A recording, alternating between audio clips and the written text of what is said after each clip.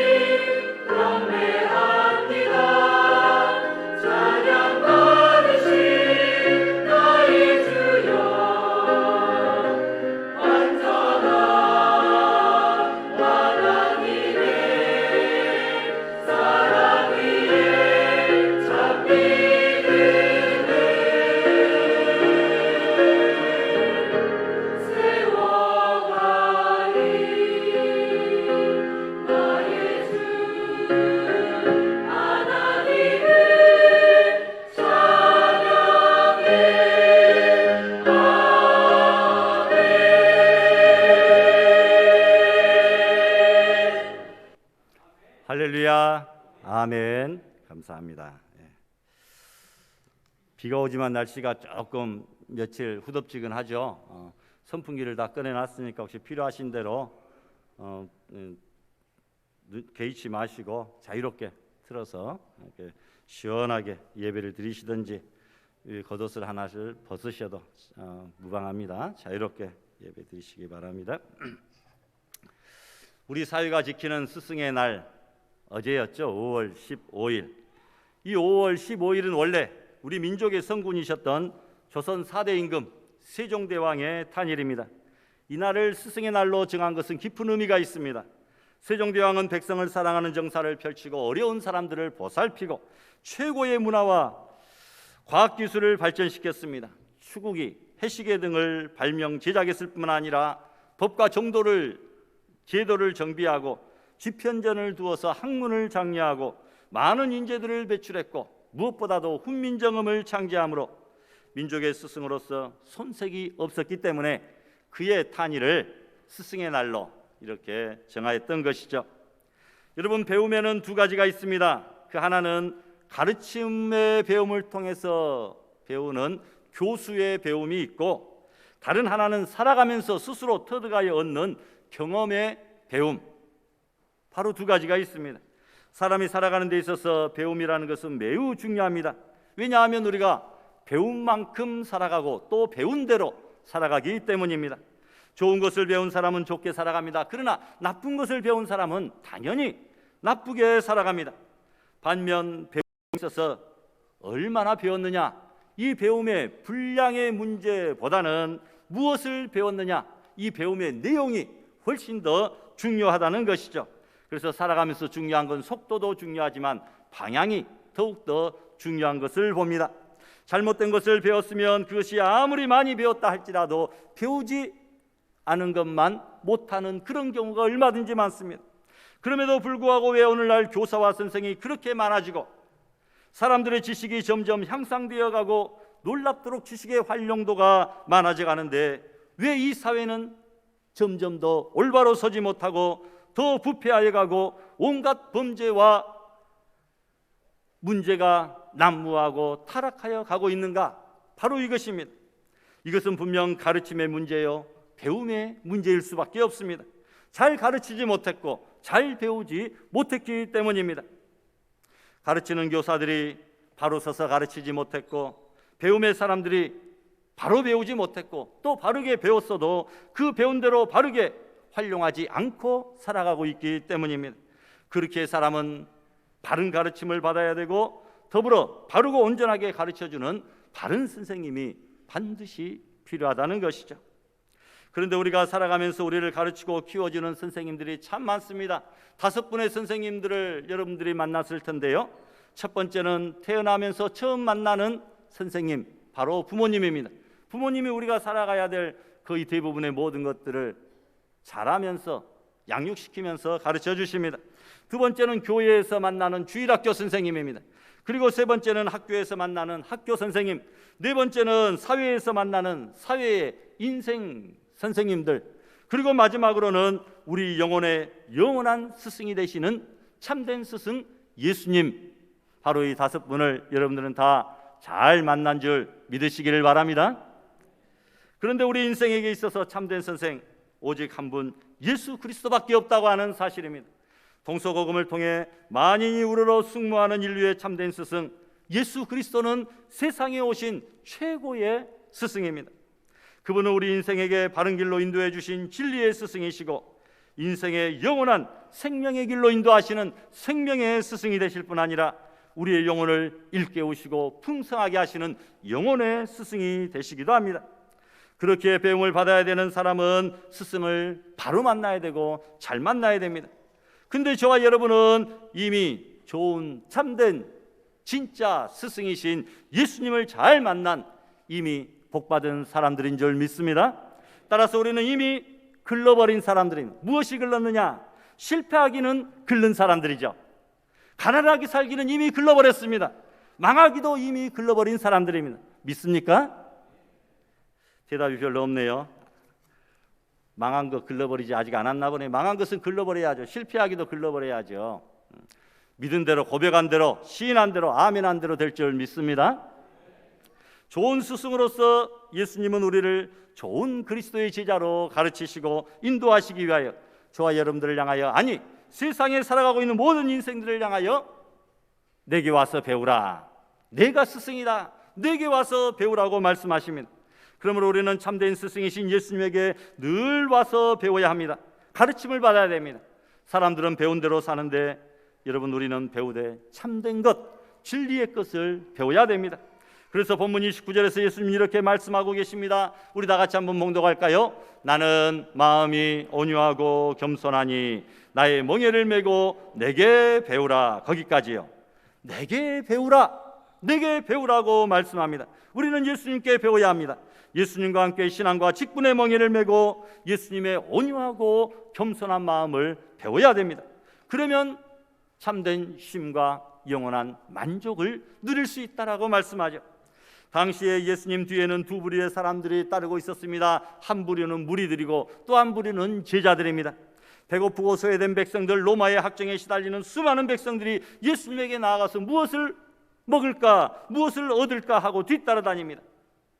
또 한 부류는 소수의 제자들이었는데 언제나 예수님에게 무엇인가 배우도록 하기 위하여 예수님으로부터 초청받은 사람들입니다.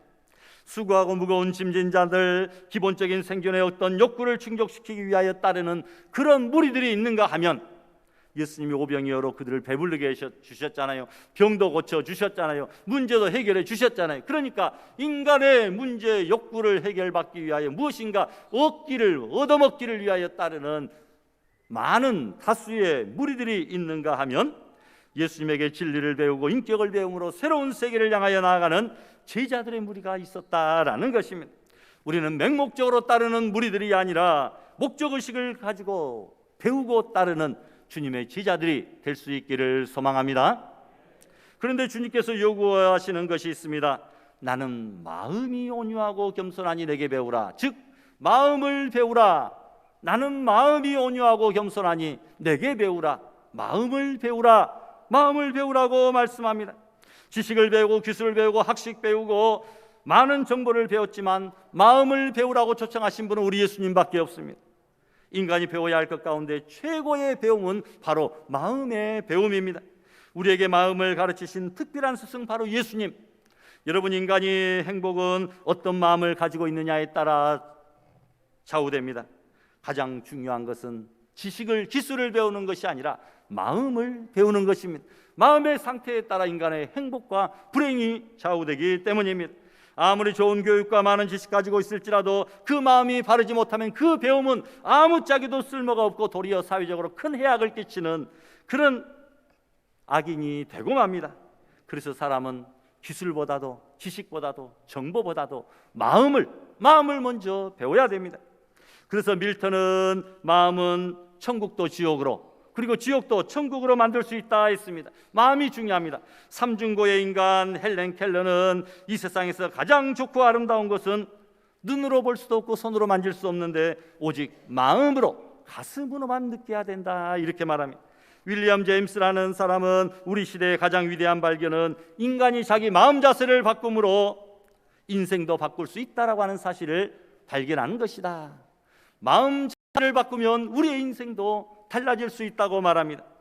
예수님은 이 사실을 일찍이 우리에게 가르쳐 주시고 계십니다. 인간의 모든 운명, 행복, 불행과 삶의 모든 자유가 다 우리 마음에 있다. 마음에 달려 있다는 것을 하셨습니다. 그래서 너희는 내게 와서 다른 것 배우지 말고 내 마음을 배우라. 나는 마음이 온유하고 겸손하니 내 멍에를 메고 내게 배우라 말씀합니다. 우리가 예수님께 그러면 배운다, 이것은 다른 것을 배우는 것이 아니라 마음을 배우는다, 이것이죠. 무슨 마음입니까? 바로 예수님의 온유하고 겸손한 마음입니다. 세상에 온순하게 태어난 사람이 있습니다. 참 순둥이로 태어난 사람이 있어요. 그런데 세상의 온순과 예수님의 온유는 다릅니다. 온순은 자연적인 성품이요, 온유는 하나님이 바꾸어 주신 성품입니다. 온순은 겉사람의 성품이요, 온유는 하나님께서 주신 내 속사람의 성품입니다. 온순한 사람은 자기 그래도 고집대로 생각대로 삽니다만 온유한 사람은 자기를 부인하고 주님의 뜻대로 삽니다. 온순하면서도 예수님을 안 믿을 수 있지만 온유는 하나님의 뜻을 온전히 받아들이고 순종합니다. 온유는 끝까지 다른 사람들과 화목하고 화평합니다. 그리고 철저하게 자기 자신을 주님께 복종하고 하나님의 뜻에 일치를 이룬다라는 것입니다. 그래서 예수님이 내 원대로 마옵시고 아버지의 뜻대로 되기를 원합니다. 자기 생각도 주장도 있지만 아버지의 뜻에 순종하고 복종하고 일치하는 삶을 산다는 것이죠. 그래서 사도 바울은 온유하고 겸손한 예수님의 마음에 대하여 빌립보서 2장에서 이렇게 말합니다. 우리가 잘 아시는 말씀 빌립보서 2장 5절에서 8절 앞에 있는 말씀, 예수님의 어떤 온유한 성품을 가지고 계시는가, 겸손한 마음을 가지고 계시는가, 다 한번 봉독해 보십시다. 너희 안에 이 마음을 품으라. 곧 그리스도 예수의 마음이니 그는 근본 하나님의 본체시나 하나님과 동등됨을 취할 것으로 여기지 아니하시고 오히려 자기를 비어 종의 형체를 가져 사람들과 같이 되었고 사람의 모양으로 나타나셨음에 자기를 낮추시고 죽기까지 복종하셨으니 곧 십자가에 죽으심이라. 아멘. 바로 이것이 예수님의 온유하고 겸손한 마음입니다.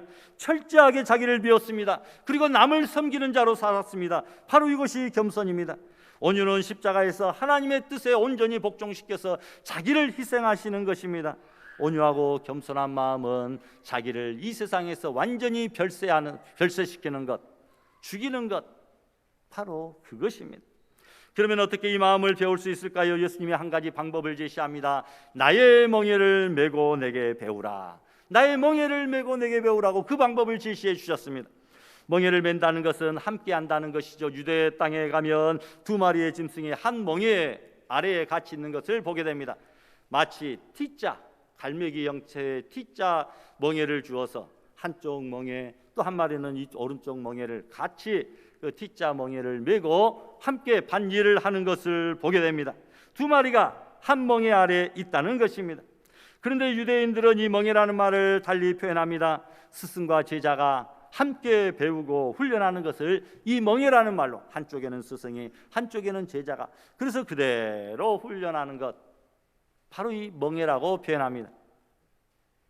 예수님께서 우리를 가르치시는 스승이 되고 우리는 그의 제자가 될 때의 진정한 의미에서 주님과 함께 멍에를 맨 것입니다. 한쪽에서는 주님이 멍에를 메어주시고 스승으로서, 나는 제자로서 다른 한쪽에 멍에를 같이 매는 것입니다. 예수님 예루살렘으로 가시면서 제자들에게 이렇게 말씀하십니다. 누구든지 나를 따라오려거든 자기를 부인하고 날마다 제 십자가를 지고 나를 쫓아라.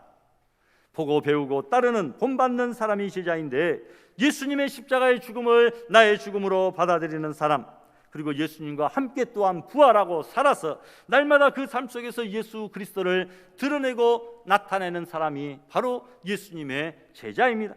이것이 바로 함께 멍에를 매는 것이죠.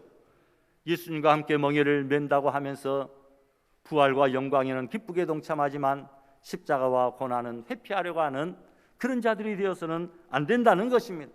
함께 멍에를 메어야 됩니다. 예수님께서 우리를 초청하는 은혜가 두 가지 면에서 나타나는데, 하나는 죄사함 받으라, 죄사함 받으라는 것입니다. 처음 예수를 믿는 사건, 초보적인 은혜입니다. 여기에서 하나님의 자녀가 됩니다. 그런데 이것보다 더 높은 단계를 우리에게 요구하시는데 바로 예수님의 제자가 되라. 자녀가 되는 것에서 제자가 되라, 이렇게 말씀하고 있습니다. 예수님을 따르면서 본받고 예수님의 인격을 형성하고 세상을 살려내는 그런 존재가 되라. 이것이 예수님과 함께 멍에를 메고 일하는 자입니다. 예수님께서 지신 멍에가 십자가입니다. 내 멍에를 메고 내게 배우라. 이 말은 예수님의 십자가 속에, 십자가 아래에 같이 들어오라, 이 말입니다. 여기에 부활이 있고 생명이 있기 때문입니다. 하나님을 배운다는 것은 예수님을 배운다는 것이요, 예수님을 배운다는 것은 예수님의 십자가를 배운다는 것입니다. 이것이 최고의 배움입니다. 여러분, 이 배움을 이미 배웠습니까? 하나님을 배우고 예수님을 배우고 예수님의 십자가를 알고 이해하고 믿고 따르는 주님의 제자들이라고 한다면, 여러분, 우리는 세상에서 이미 성공한 사람들입니다. 망하기는 글러버린 사람들입니다. 우리가 신앙생활하면서 가장 중요한 것, 예수님을 배우는 것인데, 예수님과 함께 죽기 위하여 십자가 지는 것을 배우는 것, 십자가의 멍에 속에 함께 들어가는 것이죠. 멍에라고 하는 것은 결코 좋은 것이 아닙니다. 속박당하는 것입니다. 구속당하는 것이, 얽매이는 것입니다. 힘든 것입니다. 고개도 못 듭니다. 목이 아픕니다. 숙이면서 일만 해야 됩니다. 그러기에 세상이 주는 멍에는 무겁습니다. 힘듭니다. 고통입니다. 그러면서 세상의 멍에는 어떻게 해서든지 피하려고만 합니다. 그런데 주님이 주시는 멍에는 쉽고 그 짐은 가볍다고 했습니다. 왜냐하면 그 멍에 속에 들어가면 참된 자유와 평안과 행복이 있기 때문입니다. 내 멍에는 쉽고 내 짐은 가벼움이라. 그래서 예수님의 멍에 속에 들어가야 됩니다. 내가 들어가기만 하면 참된 스승이신 예수님께서 한편에서, 가장 전지전능하신 우리 예수님께서 한편에서 우리의 멍에를 대신 이고 끌고 앞장서서 가실 줄로 믿습니다. 주님이 다 이루십니다. 하나님이 다 하십니다. 우리는 그저 순종하고 따라가기만 하면 된다는 것이죠. 사람이 이 세상을 살아가면서 고통 가운데 가장 큰 고통, 서로 맞지 않는 고통. 그래서 이혼의 가장 주된 원인도 살펴보면 성격 차이로 이혼한다. 그 내용이 항상 적어져 있습니다. 사람이 사회에 맞지 않아서 이 사회가 고통입니다. 부부간에 서로 맞지 않아서 사내 한 사내 고통입니다. 까다로운 성격을 누가 맞추면서 살겠습니까? 안 맞아서 못 살겠다, 이렇게 우리는 이야기합니다. 직장이 우리에게 맞지 않으면 고역이죠. 교회에서도 서로 은혜가 맞지 아니하면 이거 신앙생활이 고통입니다. 예수님을 믿으면서도 예수님과 맞지 아니하면 예수님 믿는 것 그것 자체가 고통이죠. 왜 맞지 않습니까? 멍에가 따로 놀기 때문입니다. 같은 멍에를 메고 나아가면 안 맞을 리가 없습니다. 교육이 무엇입니까? 가르치는 자와 가르침을 받는 자가 서로 하나가 되는 것입니다. 따라서 우리는 예수님과 코드가 맞아야 됩니다. 비전이 맞아야 되는 거죠. 가치관과 생각하는 거와 지향하는 바와 목표가 같아야 됩니다. 그리고 배워야 됩니다. 바르게 배워서 예수님과 꼭 맞으면 그때부터는 이 세상 어떤 것과도 다 맞게 되어 있습니다. 예수님과 함께 죽고 함께 살아서 예수님과 맞아진 사람은 세상 그 어떤 사람과도 다 맞는다는 것입니다. 어떤 까다로운 남편과도 맞습니다. 어떤 까다로운 상사와도 맞습니다. 어떤 까탈스러운 우리 자녀들하고도 다 맞게 됩니다. 그러기에 예수님을 바르게 배운 사람은 평안합니다. 행복합니다. 우리 모두 예수님을 참된 스승으로 모신 사람으로서 제자답게 참된 평안과 쉼을 누릴 수 있기를 부탁합니다. 마태복음 9장 36절 말씀해 보니까 무리를 보시고 불쌍히 여기시니 이는 그들이 목자 없는 양과 같이 고생하며 기진함이라 말씀합니다. 여러분, 예수님은 목자 없는 양과 같이 기진하며 유리방황하는 자들을 외면하지 않고 그들을 일일이 사랑으로 감싸주시며 먹이시는 주님이십니다.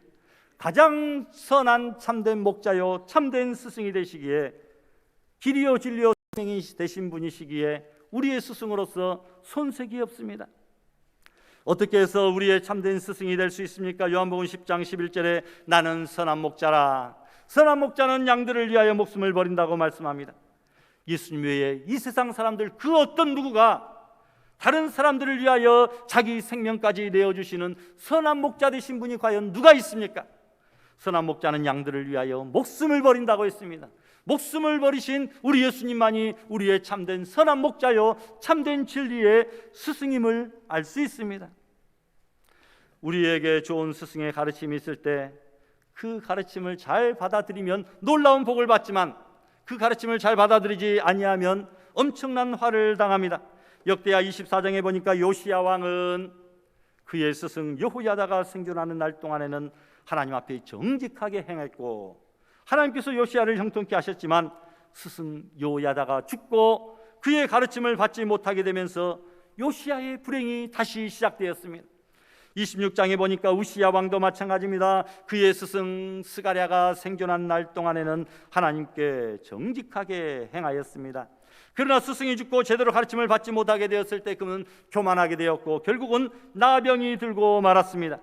스승의 가르침이 있을 때와 가르침을 받지 못했을 때의 차이가 엄청나다라는 것이죠. 인생의 행불행이 신앙 스승의 가르침에 의해 영향을 받게 된다는 것을 여러분 알아야 됩니다. 좋은 신앙의 스승의 온전한 가르침이 있는 바로 그때가 바로 내가 행복한 것이다 라는 것을 깨달아야 됩니다. 따라서 여러분들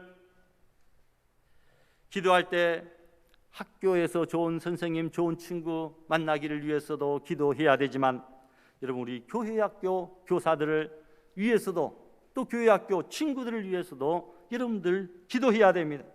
그 좋은 스승의 참된 가르침을 온전히 본받아 따르면 그가 인생에서 성공하고 행복할 수 있지만 그의 스승의 가르침이 사라져버리고 따르지 아니하는 그때부터 문제가 생기고 어려움이 찾아오게 된다는 것이죠. 여기 주일학교 친구들도 많이 있지만 교회학교 선생님들을 위하여 특별히 기도하고 감사하는 우리 마음들이 넘칠 수 있기를 바랍니다. 고린도전서 11장 1절에 보니까 내가 그리스도 본받는 자 된 것 같이 너희는 나를 본받으라 했습니다. 사도 바울은 자기의 대스승 되신 예수님을 항상 본받으려고 무척 애를 썼습니다. 그래서 예수님을 본받을 수 있었고 복음사역에 힘있게 사명 감당할 수 있었습니다. 우리나라 군사일체라고 해서 스승에 대한 존경심이 남달랐습니다. 스승에 대해서 임금과 부모님의 권위와 동일시하였고 스승의 그림자조차도 밟으면 안 되는 것으로 가르쳤습니다. 그런데 오늘날 안타깝게도 공교육이 붕괴되고 교권마저 추락한 상황이 왔습니다. 곧 교육의 붕괴를 가져오게 된 것이죠. 교육도 마찬가지입니다. 주일학교 교사는 어느덧 교회에서 기피하는 부서가 되고 말았습니다. 교회학교 교사면 힘들거든요. 아침 일찍 나와야 됩니다. 그것뿐입니까? 토요일날 그 친구들에게 내일 또 교회에서 보자 연락해야 됩니다. 주중에도 한 번씩 전화 신방 해줘야 됩니다.